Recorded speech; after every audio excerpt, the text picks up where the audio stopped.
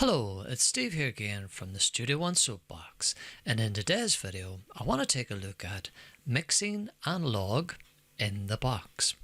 So how do we go about setting up our DAW to record as things used to be done in the golden age of Analogue? Realistically, what we're trying to do is have our DAW set up as a console.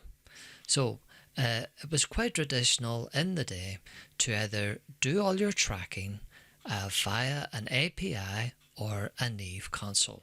SSL was used as well, but engineers mostly preferred the preamps that were on an API console and a Neve console.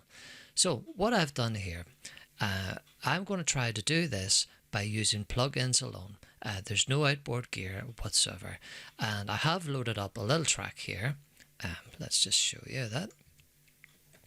I've put things in folders. Here's our drums. As you can see, typical drums. Next up, we have our guitars. What we have here is an electric guitar close mic'd, a mic slightly further back, and a DI, all put in a nice bus. And we have a Hammond organ, a high and low on that mic. And we have vocals, which is a lead vocal and a lead with some effects on it. So that's basically the little track. I'll play a little bit so that you can get an idea of what we're going to try and do with it. Here we go. 'Cause I can feel the quicksand. I'm sinking and it feels okay. Anyway, ocean of the ocean. Okay, so you get the feel for that. It's quite a raw track. Very 70s in feeling, I think, as well. And I haven't dragged in all the stems that were for this track, just enough to get this little tutorial tune. So let's get back to this.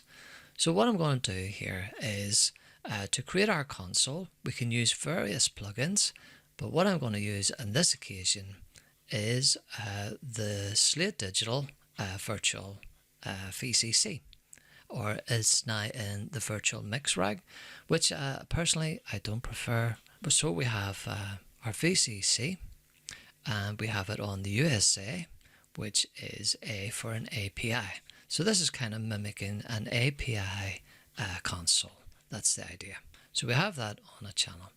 Now, basically what you would be looking at is how could you create the workflow or the signal flow as it would have been done back in the day. Well, first up, the first thing that the signal would hit would be a preamp. Now, in the blog, I made reference to Waves plugins specifically, but in this I thought I would slightly do it differently, just to show that there is various plugins out there to mix things up a bit. So for this I use IK Media T-Rex. And what we have here is an API, essentially an API 550 equalizer, but on it, thankfully, T-Rex has put on the little preamp section. This could have been a 212 or a 312 possibly, I'm not quite sure. It doesn't really matter, it's just about trying to show you the workflow. So firstly, say you had a guitar mic'd up the cabinet. The first thing that we'd have that going into would be a preamp. So in this case, we're going to use the preamp of this plugin, and they have a nice one here called Preamp Harmonics, and we'll just turn that on. And what I want to do is turn the EQ off, just so we're just using the preamp. Now with all plugins, you've got to make sure your gain staging is right. You don't want this just making things louder. You think it's better, but it's simply only louder. So let's play this back, and we'll solo this and gain stage this wee plugin first. 'Cause I can feel the quicksand. Okay, that's our guitars. Let's take it out. Back in. Yep, it's definitely making it louder. Let's drop that down a wee bit on the output.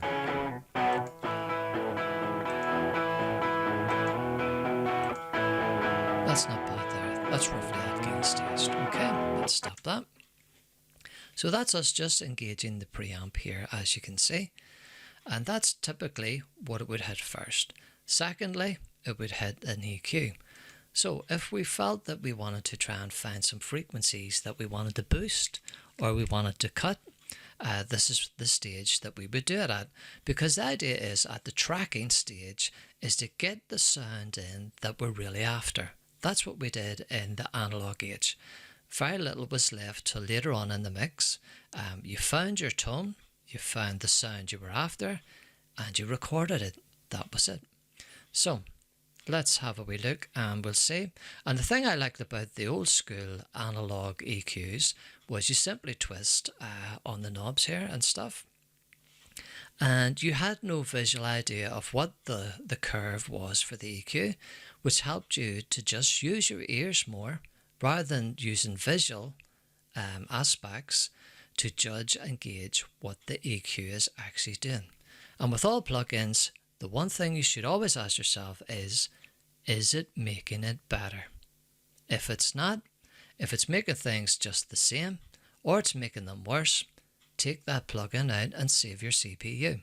So let's see if we can find some frequencies worth getting rid of.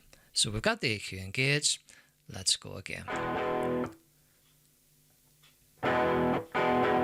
So I'll just boost this. See if we can. Oh, 800 sounds bad. 400. 2 is quite good. 400. Do you hear that nasally sound?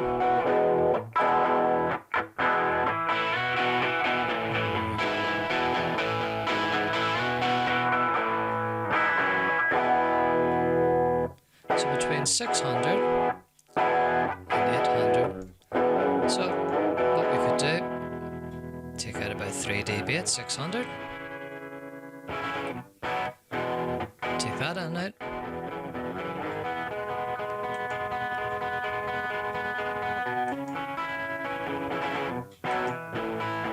That's not bad.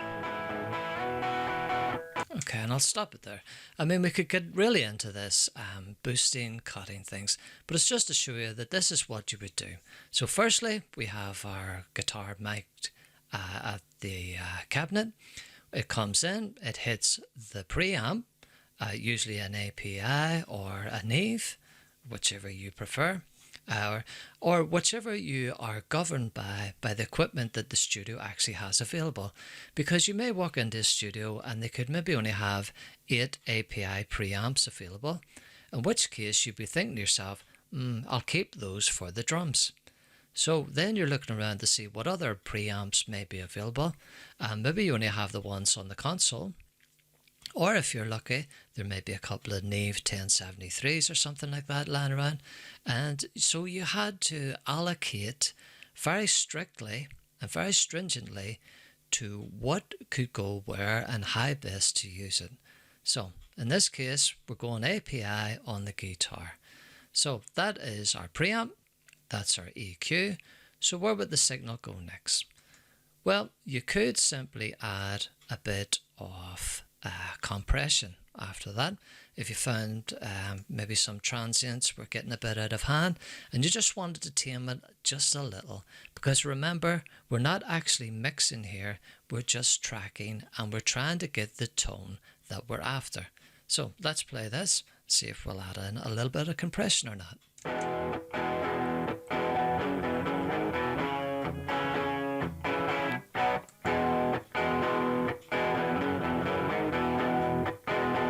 This is a demo, so it will cut in and out, unfortunately, but there's nothing we can do about that. Let's calibrate that to 18. There we go.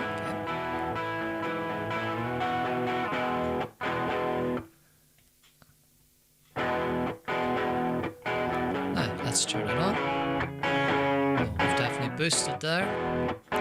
So let's take the output down. Clean stage again.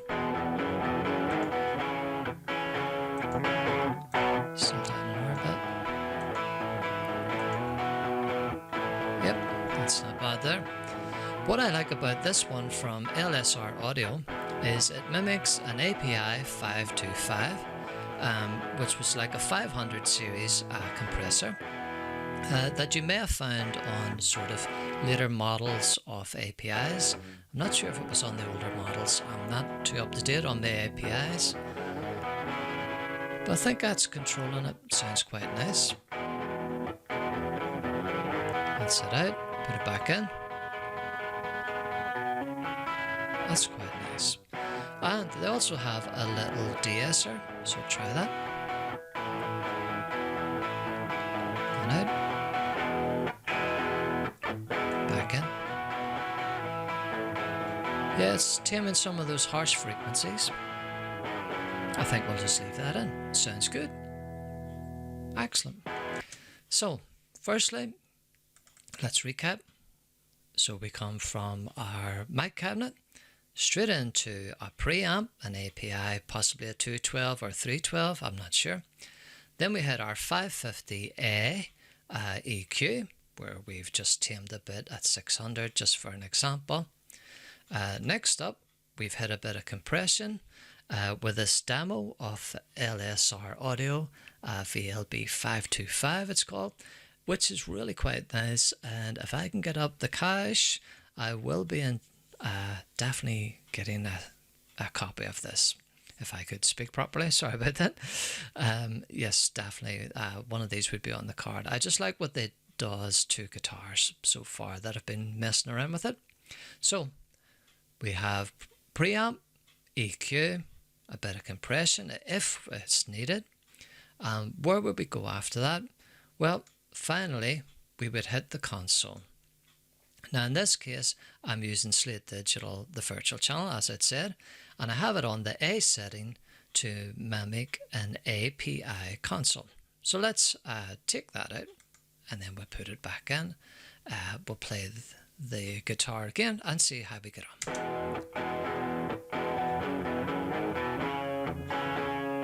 Bring it in.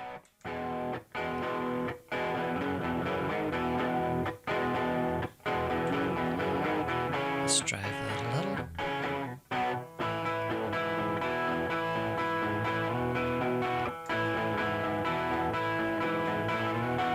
Take it out.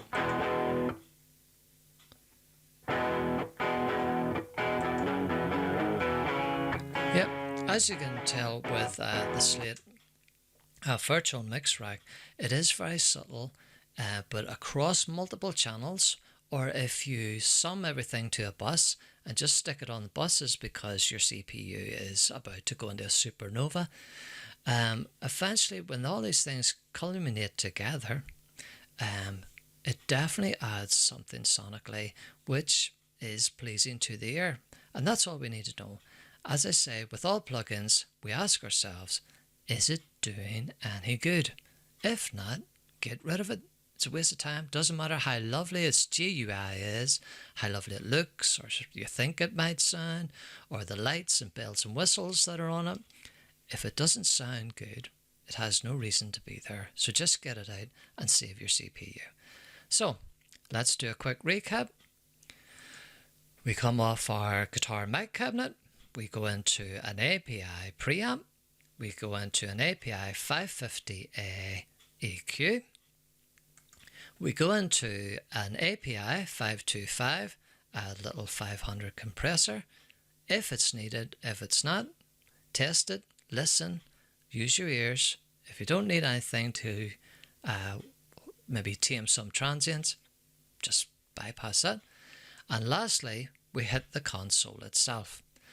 And where do we go from the console? Well, of course, in the analog age, everything went to tape. Now, I may not be able to let you hear this because my CPU goes nuts whenever I employ this, but I'll have a go. So what we have here, we've set it on the multi-track function, a 2-inch 16 track, as Mr. Slate has kindly given us here. We have it on the 15 nips, and we have the classic 70s tape, the 456. The 6 meaning that you had 6 more decibels of headroom to mess about with tape. So finally, that guitar would have found its way onto a multi-track tape. So I'll try and play this. It may fall over, hopefully not. Here we go.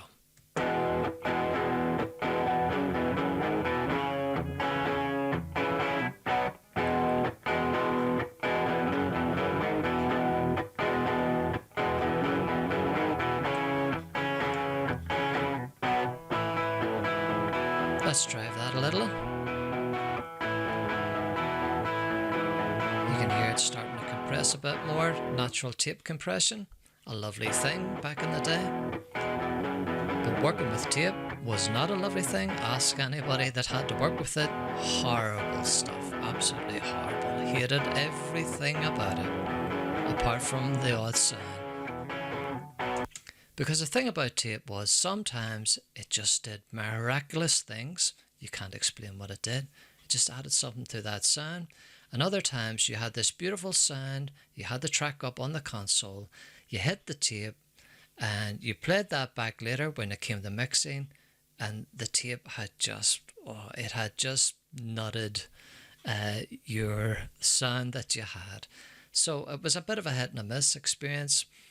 Certainly when it came to doing any edits, having to roll up the tape, or if you were doing overdubs, having to roll the tape, stop the tape, and manually punch in and punch out with absolute precision and skill was not an easy thing to do. Any edits that had to be done were literally done with a razor blade, and you cut out the tape, pieced it back together and played it, and it was just a bit of a nightmare. So thank you, Mr. Slade, for giving us a lovely virtual tape, which is far nicer to work with. So let's play that again. Give us an wee blast. Let's take a tape out.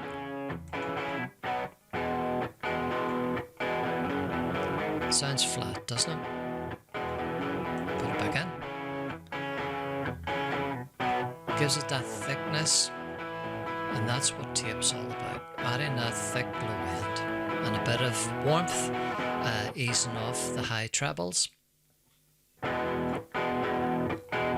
Smashing. So there you go. On a singular track, what we have done, we have taken a guitar cabinet that's mic'd up. We've brought it in to hit an API preamp. We've hit an API 550 EQ. We've added a little compression once the demo kicks in.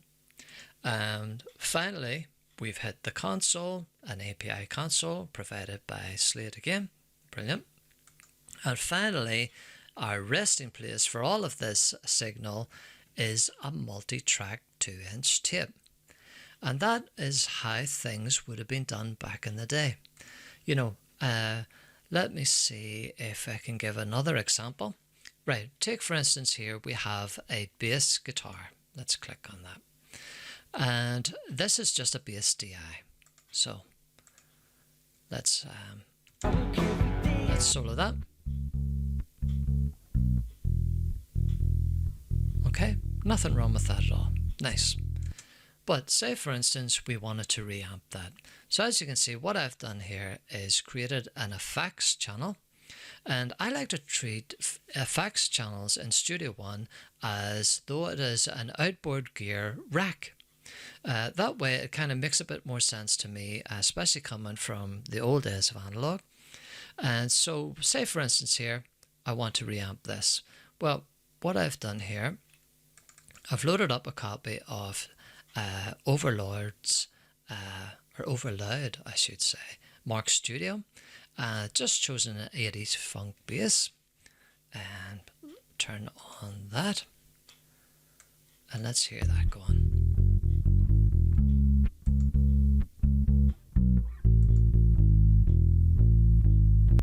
If we solo our bass reamp, as you can hear, quite nice.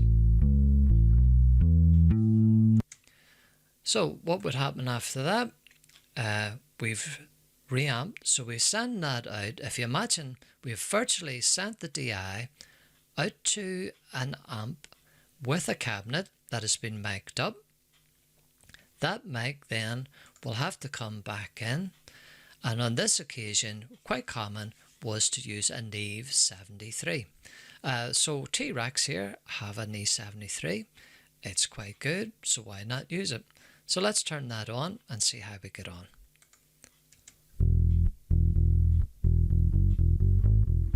This red knob here, we can drive the preamp. Get a bit of distortion if we want it. Again, let's take that out. Yeah, we're making that loud. Let's again stage that.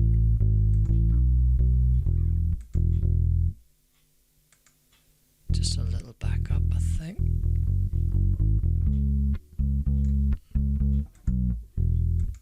Yep, so that's about it.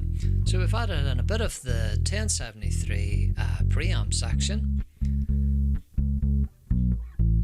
Maybe we want to boost, maybe 60. Let's see, take that down to 60. And let's give that a tiny little boost.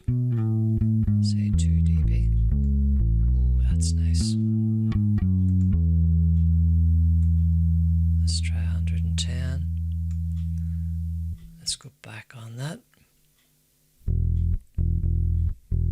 110's nice. 220. 220's nice. 110. In fact, it all sounds nice, doesn't it? I think I'll go with the 220 just for this little example. I like what it's doing. Again, let's take it out. Make sure we're not just making it louder, which we are. Tame that back.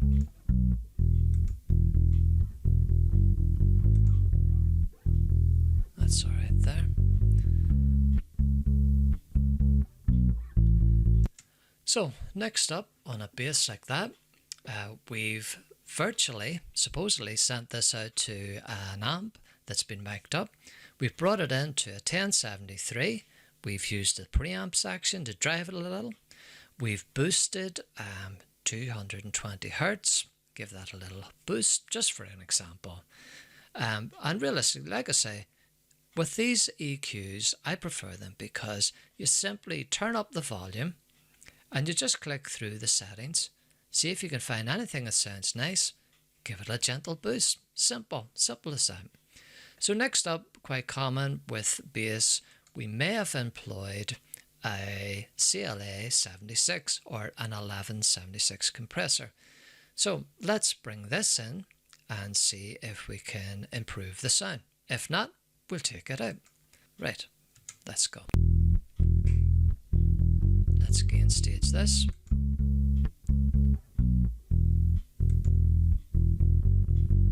Yep, definitely bring the boost down a little.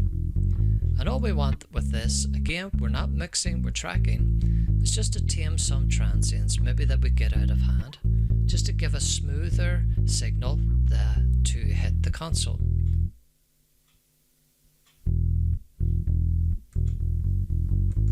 Okay, and quite a common thing used to be called the Dr. Pepper, which was the 10 o'clock on the attack, the 2 o'clock on the release, and the 4 o'clock was the 4:1 ratio.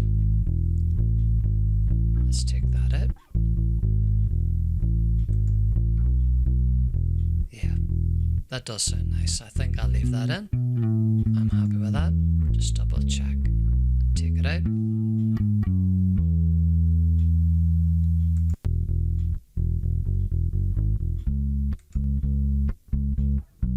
Yeah, tame that back a little. We're a bit too loud. I love the fatness it's giving it now. Okay, so we have went from our virtual cabinet in here, the Mark Studio 2, went to a 1073, drove a little bit with its preamp, added a little 220, went into an 1176 with the Dr. Pepper 10-4, and finally it would hit the console.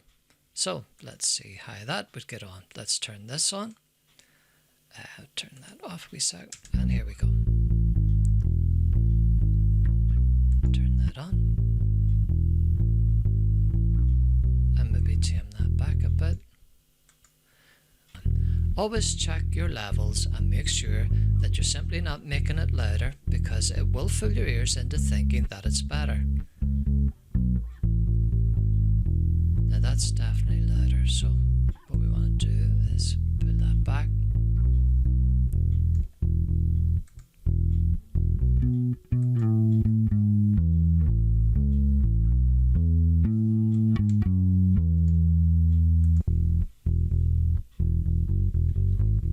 Okay, so roughly about there. Okay, so that's us hitting the console. And of course, finally, this DI would then hit tape. So if I just drag this one over, turn on the tape, let's see what we've got. I'll turn this back first, and let's see what we've got now.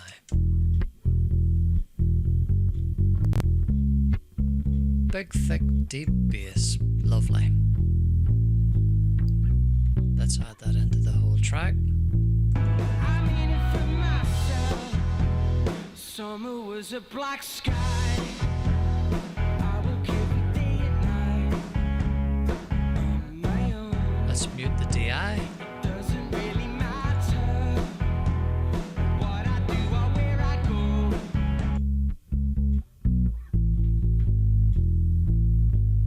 In it for myself. So big, thick, and nasty. Just the way you like bass to be.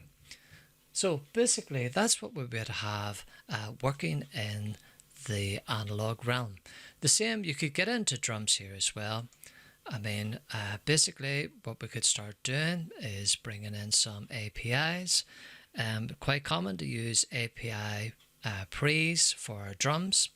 So what I could do, just for instance, say the snare top.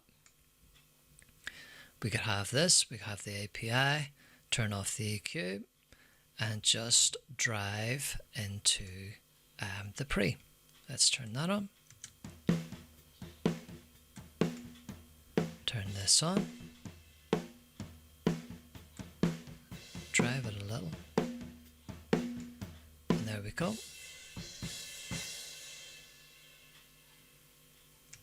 But again, as I say, you're just repeating the same thing over again. With our bass, we have our virtual reamp. That goes into our preamp. Usually a 1073 is used on bass, but not always. But in most cases, Neve was preferred. Then we go into a bit of EQ if we need it. Into an 1176 if we need that. Into our API console, and finally we end up again on multi-track tape. Now, just as a little bisection here, let me close that down. Say for instance that we want to get this sound into a stem, because basically at the end of all this tracking stage, what we would do is stem this all out. And then what I'll do is stem this all out and drag it all back in and mix it on an SSL console, just to show you how differently we would do things at the mixing stage. So this is all about tracking, and tracking is about getting the greatest tone and the greatest sound on every instrument that you can get, using as little processing as possible. Basically, you're just relying on using beautiful mic pre's. That is the bulk of the sound. A little bit of EQ if it's needed to tame the odd things. Very little compression usually. And obviously it hits the console, comes out of the console, and ends up on our virtual 2-inch 16-track multi-track tape machine. So I think that kind of gives you an idea. But as I was saying, how would I get this out of Studio One when it's all on an FX channel? So how could I bring that back in as a stem?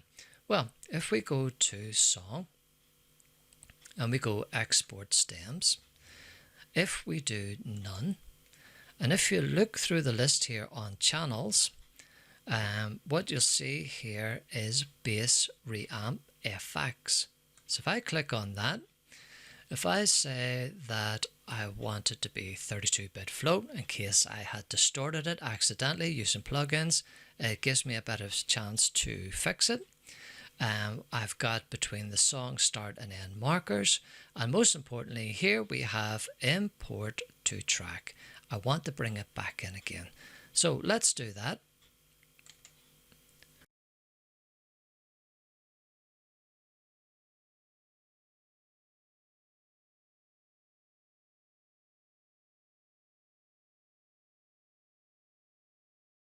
So now what we can do is, now this has been stemmed out and brought back in, I can undo our inserts, I can right click and hide the track, and if we play that back, there's our bass with all that processing already involved in the bass. It's already included. And now I have a DI track, DI as well. I can also turn off the send, don't need that anymore. And this allows you to do two things, because one, you have a bass DI, which means you can reamp it to something else if you're not happy. Secondly, we have created a wet track, as we would call it, where all the processing of a reamp has been done, and we can now choose either the DI, choose the reamp, or do a mix of both. Excellent. And if you give that on to somebody who's going to be mixing the track, they'll be more than happy, because it gives them some options. At the end of the day, it's all about what works for the song. So, just a quick recap then on the signal flow when it comes to analog tracking, recording, whatever you want to call it. So, let's go to our guitar track. Firstly, we have our guitars. We would have our guitar amp mic'd up. That mic will come into an API preamp, and in this case, as we're using for this example, possibly a 312 or a 212, not sure. Finally, we'd hit a 550A EQ API. We could do some doctoring there if it was required. Next after that, in this case we're using a LSR audio. It's an API 525 copy, and we can add a bit of compression if we think it needs it. If not, leave it out. Then we would hit our virtual console, in this case an API kindly provided by Mr. Slate, thank you. And our last place where all that processing hits would be mimicking it coming off the console and going to a multi-tracked 2-inch tape. And that, ladies and gentlemen, is tracking old school analog and how the signal flow would work. So I hope that helps you out, and I do hope you will enjoy me in the next video when we'll be dealing with the analog mixing and how we would do that. So thanks for joining me, happy mixing, and I'll catch you in the next video. Thank you.